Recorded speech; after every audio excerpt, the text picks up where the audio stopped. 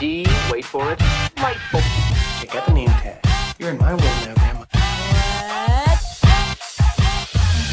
What's up, nerds? So coming at you today with an older story. It's a good chunk of time between this story and now, but I had seen it and then I had saved it and then I was gonna put it up, but then I forgot about it, and so I'm gonna talk about it now because this is from the 9th, which is so far away as of right now. But so this comes from the Hollywood Reporter. It says Francis Ford Coppola, Megalopolis in peril amid ballooning budget, crew exodus. I want to just say I find this all fascinating. I mean, it's so crazy. Okay, so the filmmaker is halfway through the movie in Atlanta, with one source describing the set as absolute madness. Which, I mean, I don't know how Francis Ford Coppola is working with, but I can totally see, like, because sometimes directors can be so dramatic. They're such children. Okay. But let's read this story and see what good old Francis has to say for himself. Okay, so it says Francis Ford Coppola's latest movie, the sci-fi tingled Megalopolis, that's fun, has descended into chaos, according to multiple sources. The movie, currently halfway through shooting in Atlanta, has in the last week lost key creative talent, including its production designer, oh my God, and supervising art director. That's on top of losing the entire visual effects team in the first part of December. Wow, that's like so many people. Like, that's like ridiculous. I don't even know if you lose like so many people, if a movie could even like survive. Too many insiders. The production is giving serve Apocalypse Now vibes, and one on which the iconistic 83-year-old, sorry, I can't read. The 83-year-old director is breaking a cardinal Hollywood rule: never spend your own money. Ain't that the truth? I've always heard that. Don't spend your own money, spend other people's money. But I mean, I guess, he maybe sometimes, I don't know, sometimes I feel like if you invest in yourself, then things could turn out. But I mean, in all honesty, I don't know. So this could all be a big disaster for him, and I hope it's not. I feel bad if it is. Okay. Megalopolis has been a passion project decades in the making for the filmmaker, who turned heads in the fall of 2021 when news broke that he would be self-financing the $120 million film. Does he have $120 million? That's like so much. Partially with the tens of millions he made selling his popular North California wineries. The budget, well, I mean, I guess maybe then. The budget has since expanded, and the film is now about halfway through its 80 to 90-day shoot, but a production source says it's unclear whether the production can go forward as planned. Representatives for Coppola did not respond to the request for comment in time for publication. Coppola assembled a starring cast for the project, including Adam Driver. Oh, I like Adam Driver. Natalie Emmanuel, Forrest Whitaker, Lawrence Fishburne, John Voight. These are a lot of good people. Talia Shire, Shia LaBeouf, Jason Schwartzman, and Dustin Hoffman. The film centers on an architect who sees to rebuild New York City as a utopia after a disaster. Sources say Coppola initially employed new virtual production technology similar to that used on The Mandalorian. But as the challenges and costs of that approach have mounted, those sources say that the production is attempting to pivot to a less costly, more traditional green screen approach.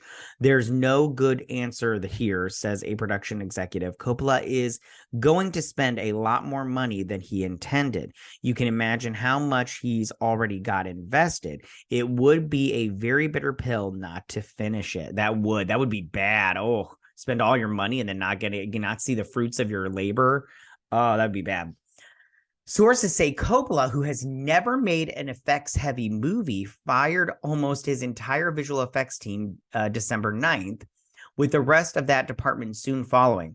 Mark Russell, a veteran whose credits include In the Heights and The Wolf of Wall Street, has was leading the team as visual effects supervisor. Coppola famously fired his visual effects department on Dracula 30 years ago, which I mean that says he's got a history, which I just go, man. You know, the first time I read this, I didn't think this was such a long article. Okay, more recently, production designer Beth Mickle, supervising art director David Scott have departed. Between firings and resignations, a source says the film now has no art department. Russell, Mickle, and Scott did not respond to requests for comment. Of course they wouldn't. What were they going to say? And maybe they signed like an NDA. I'm not quite sure. But what were they going to say? Like, yeah, he sucks. The Art Directors Guild supports all art departments to ensure proper staffing and scheduling, and is currently looking into the situation with Megalopolis I hate that name, Megalopolis, to determine the next steps. A spokesman for the Art Directors Guild, which reps both art directors and production designers, said in a statement, "We have no further comment at this point." Yeah, I mean, I could, yeah, because what are you going to say? Yeah, okay, this doesn't have too much, guys. I'm sorry. I thought this was shorter the first time I read it, but I read it on my phone, so maybe that's the problem. Okay, one talent representative whose client was almost among those fired says the dismissal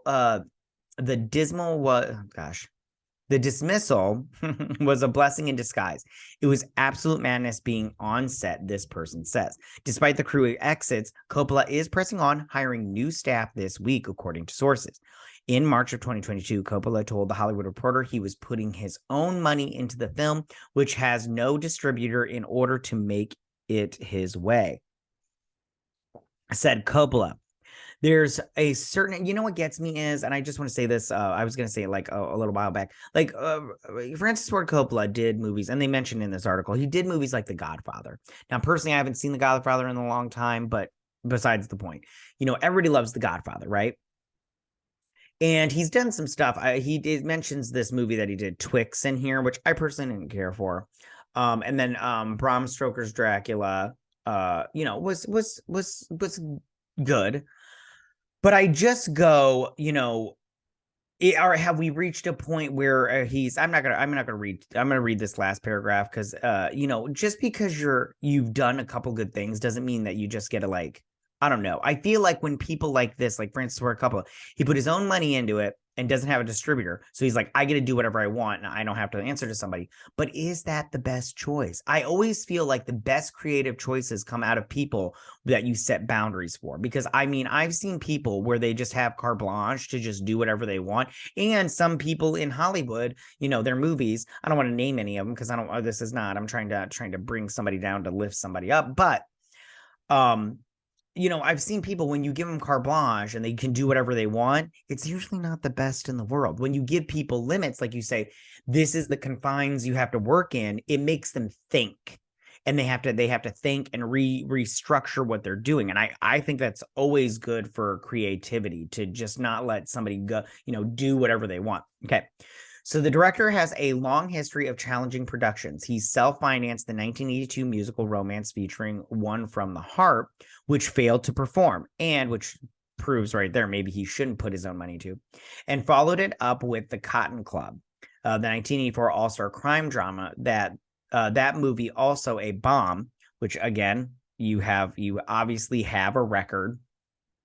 It doesn't say that I don't think it said that he financed that one, but we'll see. Was notoriously remembered not just for a troubled set, crew members reportedly being abruptly fired, but also for a revolving door of financiers. But there was no more famously catastrophe than Uncle the production of Apocalypse Now, which is so true. I have read horror story after horror story of Apocalypse Now. But a grueling shoot that mirrored its plot of a descent into madness and chaos. Nevertheless, the 1979 movie went on to win 2 Oscars and became a classic. At that year's Cannes Film Festival, the filmmaker reflected, where we were in the jungle, we had access to too much money, too much equipment, and little by little we went insane. Yeah, I've heard horror stories about that movie in terms of like in terms of like on the set and stuff. That you can go check it out. There's YouTube videos out there that I'm not going to break it down because I've already taken up too much of your time by reading this. But I just want to say, Francis, maybe those Marvel movies aren't, maybe those can be considered cinema now. I know he didn't say that. I think it was Corsese that says it, but maybe these guys need to realize that maybe making a movie isn't as easy as you think it is. Yeah, I mean, listen, if he's a toxic person to work with and he's a douche of a boss, then I don't feel bad for him. But at the same time, I get that he's got a passion project and he wants to get it done. And he when people aren't, doing what you want, you get upset about it. But I think that there's a better way. And like my mom always said, you get more with sugar than you do with vinegar. So I think that maybe, and sugar makes the medicine go down easier, or whatever that saying is from Mary Poppins. But I just think that maybe, maybe, I don't know, maybe this is like, maybe this is a good, kick in the butt for him and maybe like, a check yourself kind of thing. All right, you guys, I'm not going to take up any more of your time because I don't want to take up any more of your time. So why don't you guys tell me what you guys think about this story? Do you feel bad for Francis Ford Coppola, or you're like, you deserve what you get, But tell me what you guys think. Go ahead and leave all your comments in that section down below. If you like this video, go and hit that like button. I won't mind. If you're new to my channel, please hit that subscribe button. I'd greatly appreciate it. And I will see you guys on my next video. You guys have a good day. Bye.